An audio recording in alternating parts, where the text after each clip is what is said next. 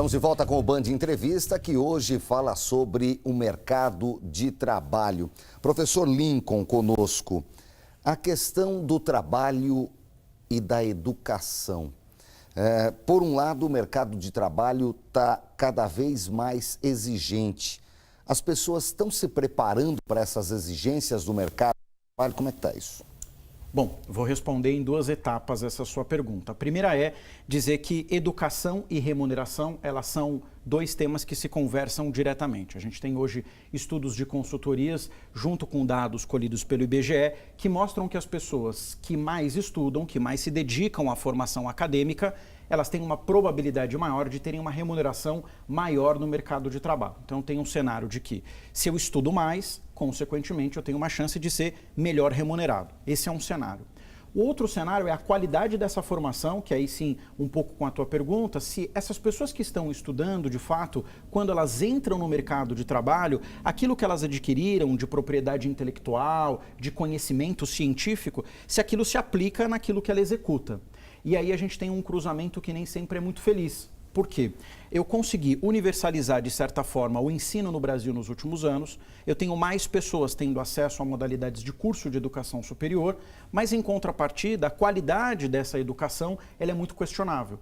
Por isso é muito comum, quando a gente encontra em sala de aula, alunos que fizeram uma graduação e que quando chegam num curso de pós-graduação, por exemplo, tem muita dificuldade de questões simples para serem discutidas, ou seja, é como se a gente tivesse que descer um nível a menos para poder nivelar ali o conhecimento junto com aquele aluno. Agora, isso é uma questão estrutural do Brasil, é a questão de educação, de formação do brasileiro e do profissional brasileiro. Agora, as empresas, por exemplo, ao receberem essa mão de obra desnivelada, vamos dizer assim, elas têm que investir na formação. Esse gasto é significativo e entra na conta da empresa.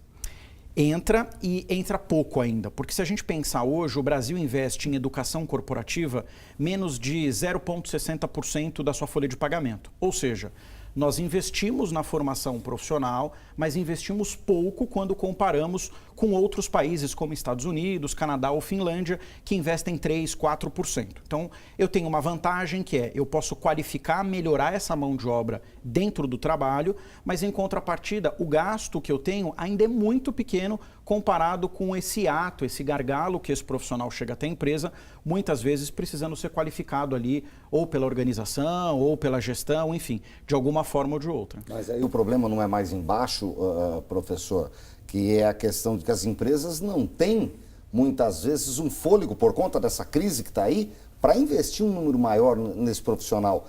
Como resolver essa situação? Como é que vocês entendem? Tem duas possibilidades. Eu posso olhar pelo cenário da formação profissional, daquele indivíduo que está dentro da organização. Então, como ele está sendo formado, de que forma ele está sendo formado, qual é a base que o formou. Então, a gente precisa olhar para o histórico desse profissional e eu preciso entender que a empresa também tem as suas necessidades. Ou seja, você consegue investir uma parte da tua receita, mas você não consegue investir muito num cenário de crise. Então, a melhor conversa sempre é tentar encontrar quais são ali os gaps que aquele profissional tem, o que especificamente ou qual modalidade de competência eu preciso mais desenvolver para que aquilo então possa virar como um retorno na execução da mão de obra daquele profissional. Eu vou voltar à questão estrutural brasileira, que acho que é interessante falar. Por exemplo, o investimento das grandes empresas em treinamento muitas vezes é focado para a atividade que o funcionário exerce na empresa. Agora, por exemplo, empresas menores ou de determinados ramos, é uma formação desde básica. Às vezes você orienta o funcionário como ele se vestir, como ele se comportar, né? Então, isso pega a estrutura da formação do brasileiro em si, né? É uma questão de estrutura muito mais do que uma questão simplesmente de mercado. Com toda certeza. Se você imaginar que, por exemplo, enquanto nessas modalidades de países que eu citei há pouco, eu tenho um investimento específico na formação da qualificação, no Brasil, por exemplo, muitas vezes eu tenho empresas que estão discutindo questão de asseio no trabalho.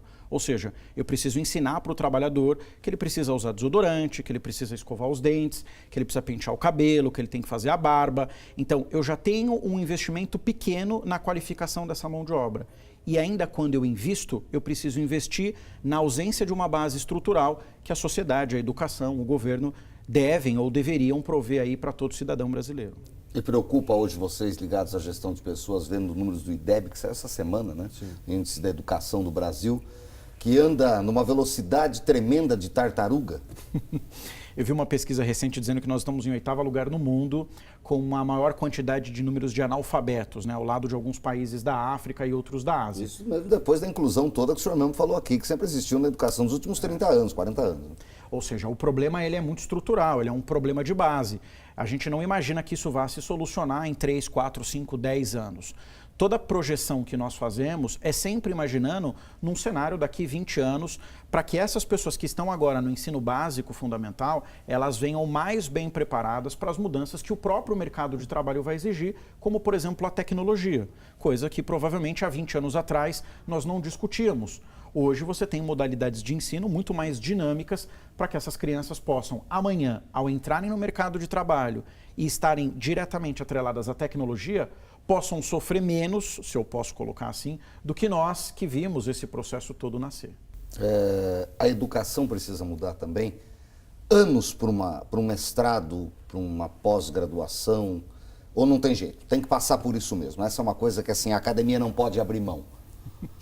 Olha, eu acho que é um processo também bem interessante, porque eu tenho duas perspectivas, né? A perspectiva acadêmica, ela serve para fazer com que você ganhe repertório intelectual, que você possa discutir os assuntos no nível de discussão menos raso e mais profundo.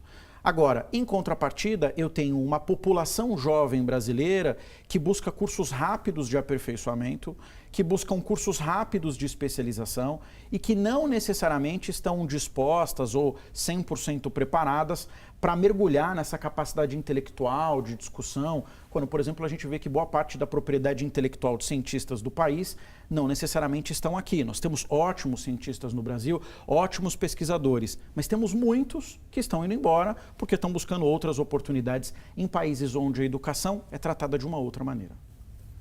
Agora, o mercado de trabalho também mudou, por exemplo, há 60 anos, 70 anos se discutia a inclusão da mulher no mercado de trabalho, depois se discutiu a inclusão do negro no mercado de trabalho. Hoje mudou, as empresas discutem a inclusão do público LGBT.